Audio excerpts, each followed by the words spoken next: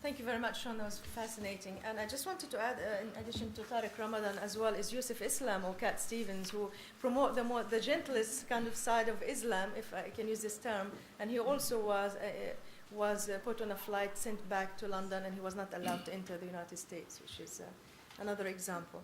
It seems we have a contrasting kind of opinion. So we have on one side, Sean want to institutionalize the religion to make us understand it more. And Amr was saying, if I understand well, that keep religion out of politics. So if I ask each panelist one question, and then I'll go back to the audience. I'll start with you, Amr. I mean, you're talking about that there is no quarrel with Islam as such, and maybe this came into focus after 9/11, and the problem is American foreign policy. So you saying the success or the test for President Obama is basically the issues that you raise. If he's able to have a successful solution with the Israeli-Palestinian questions, if he deals with Iran, if he managed to stabilize countries like Syria and Lebanon into having a democracy, Afghanistan and other issues. So is how you're going to look at the next step? Is basically his success will be on the practical steps that he's taken more than the words of beyond Assalamu alaikum and the quotes from the Quran? I mean, first of all, America and Americans need to think of themselves as more of a global power rather than a superpower. So you shouldn't think of yourself as at odds with anyone. But rather to work and cooperate with many people.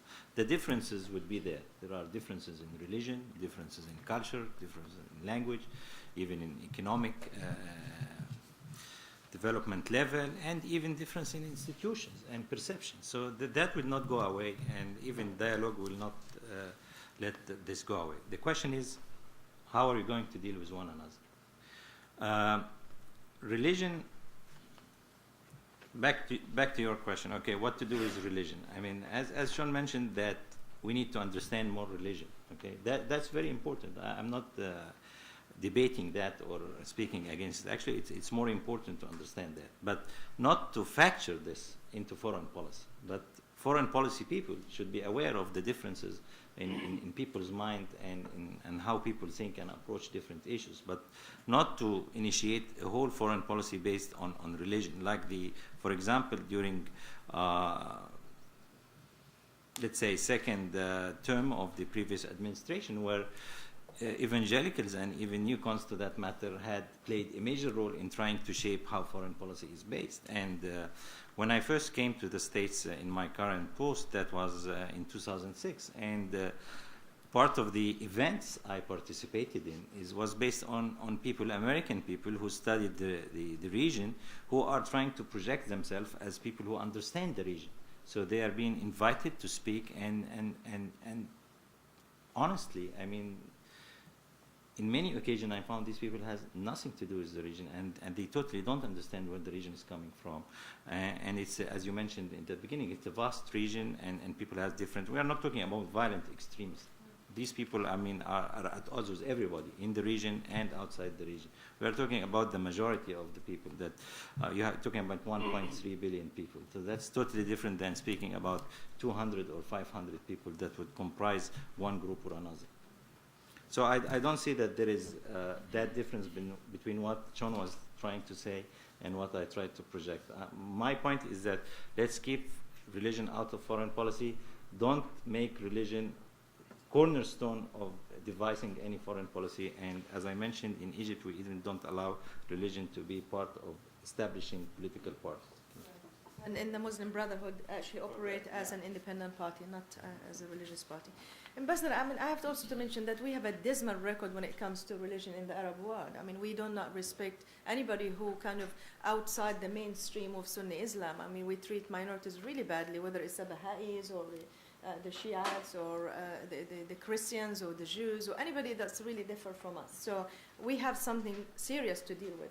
But saying that, Ambassador, if I turn to you, also people wanted to see some action on the Obama administration in terms of, can he appoint somebody on a cabinet level that deals with religion, that deals with the Muslim world as such? Do you want to see key position that filled by Muslims? And this president, as much as he kind of shied away from Muslims during the campaign. Now he wants to embrace Muslims. So can we kind of seize on the opportunity and demand that he should appoint more people on the cabinet level?